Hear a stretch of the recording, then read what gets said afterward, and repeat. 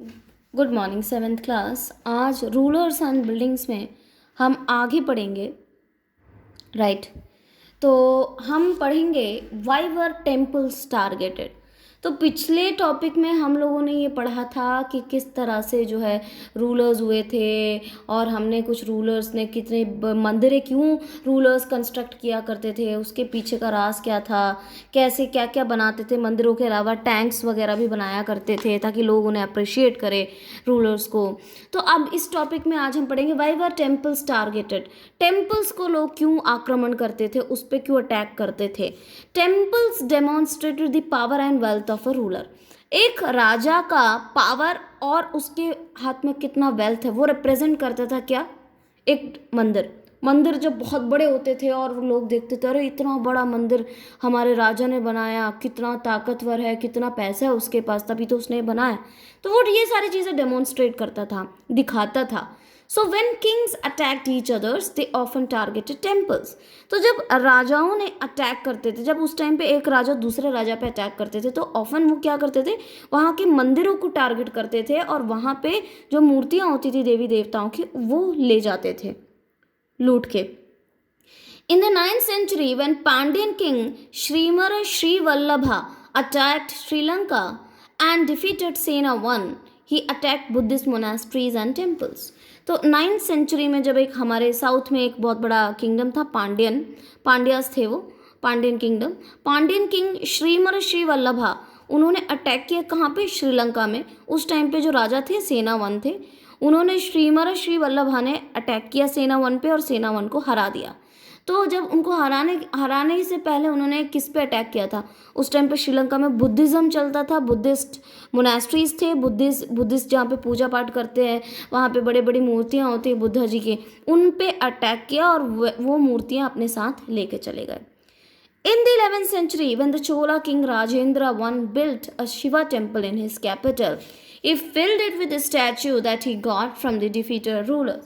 11th century में जब चोला राजा थे, चोला एक किंगडम का नाम है, उसके एक राजा थे राजेंद्र वन, जब उन्होंने अपनी कैपिटल में एक शिव का मंदिर बनाया, शिवा टेम्पल, उन्होंने उनके पास बहुत सारे स्टैचूज थे भगवान के पहले से रखे थे, जो कि वो दूसरे देशों में जाके अटैक करते थे मंदिरों में।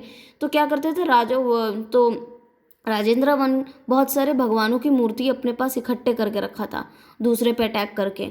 तो वो सारी मूर्तियाँ उन्होंने अपने मंदिर में स्थापित की, रखी वहाँ पे। Okay. Sultan Mahmud of Ghazni also attacked many Hindu temples including Somnath temple.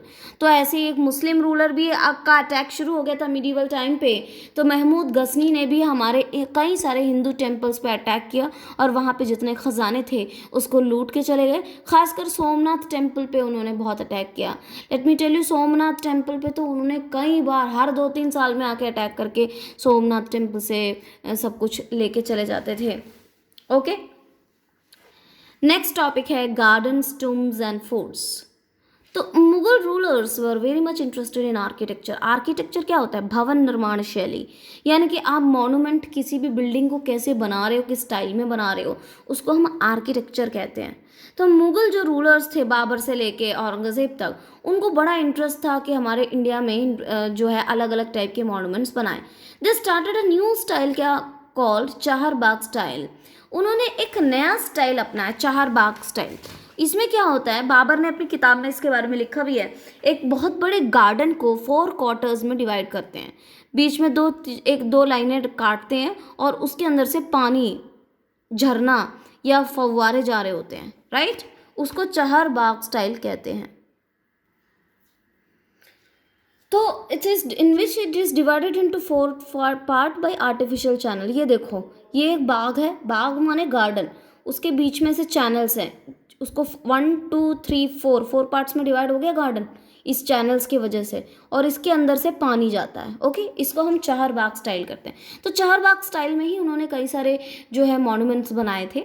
Next feature is towering dome and tall gateway which is seen in Humayun's Tom.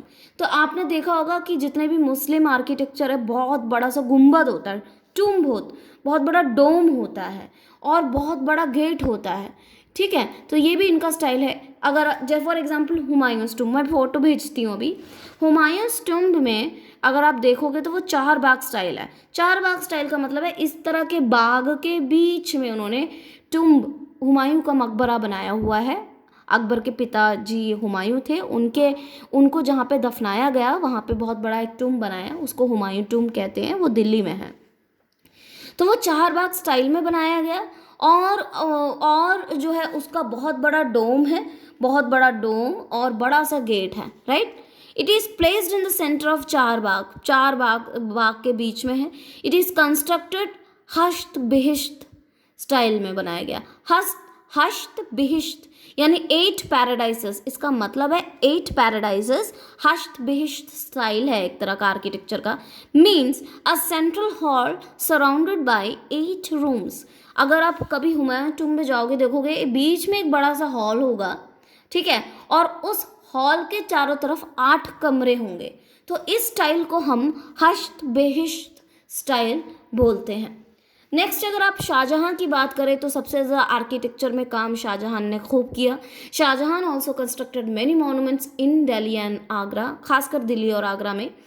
उनके जितने भी महल बनाए गए उसमें प्राइवेट ऑडियंस हॉल यानी दीवाने खास और चिहिल सतून और 40 पिलर्ड हॉल्स देखा जा सकता है, ठीक है। ये एक बड़ा हॉल होता है जिसमें बहुत सारे पिलर्स होते हैं, और दीवाने खास एक बहुत बड़ा हॉल होता है जहाँ पे खास चीज़ों पे डिस्कशन करते थे राजा।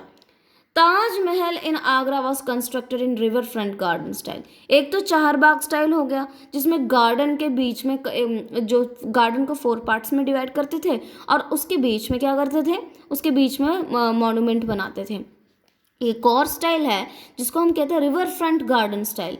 इसमें क्या होता है कि ये एक तो नदी के किनारे बनाया जाता है एक बहुत बड़ा गार्डन, ठीक है, और उस गार्डन के एज में क्या बनाते हैं, मॉन्यूमेंट बनाते हैं, वो बिल्डिंग बनाया जाता है और वो रिवर के नज़दीक होता है। इस स्टाइल को हम क्या कहते हैं, river front garden, in which monument is located the edge of the Bagh.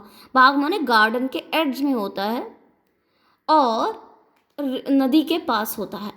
Shahjahan also constructed Shahjahanabad इन दिल्ली। तो शाहजहां ने दिल्ली में भी बाद में उन्होंने अपना कैपिटल आगरा से दिल्ली चेंज कर दिया था और दिल्ली में उन्होंने बहुत बड़ा एक शहर बनाया जिसका नाम था शाहजहानाबाद। ओके, वहाँ पे उन्होंने अपना बहुत बड़ा एक किला फोर्ट बनाया जिसको रेड फोर्ट के नाम से जानते हैं, राइट। और वहाँ पे आसपास मोस्क और बाकी सारी चीज़ें उन्होंने बनाई। उस पूरे शहर को उन्होंने शाहजहानाबाद नाम रखा।